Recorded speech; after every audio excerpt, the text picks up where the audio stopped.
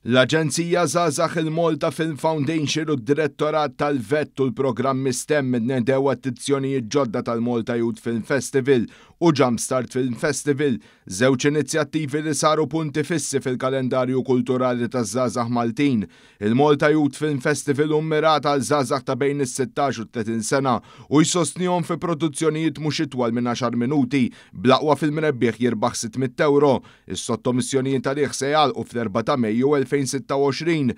Min-naħa l-oħra l-Jumpstart Film Festival jiftaħ il-bibien għal studenti tas-sekondarja fejn ir-rebbieħa jirbħu trofew u €300 f'tagħmir.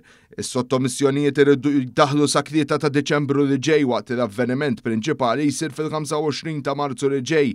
Is-Segretarju Parlamentari responsabbli miż-żgħażagħ ir-riċerka u l-innovazzjoni Kita Zopparditanti sostna li dawn l-inizjattivi jibqgħu pilastru fil-bini ta' futur kreattiv u kompetittiv għal ġenerazzjoni żagħżugħa anke bħala parti mill-Viżjoni Malta 2050.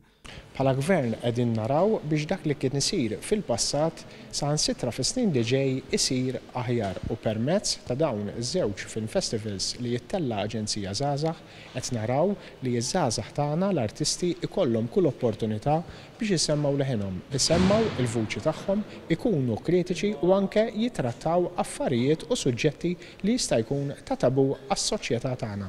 One News kellem ma' Melkim li għattart youth worker fl-Aġenzija Żgħażagħ. Ekku naħseb aħna bħala Aġenzija Żgħażagħ l-interess tagħna huwa li nipprovdu spazju fejn iż-żgħażagħ jistgħu jkomplu jkabbru iktar it-talenti tagħhom u kemm il-Jumpstart u kemm il-Malta Youth Film Festival joffru dan l-ispazju kif stajna nisimgħu llum. Dak kien l-ewwel pass għal diversi żgħażagħ biex jidħlu f'din l-industrija u dejjem ikomplu jkabbru t-talenti tagħhom.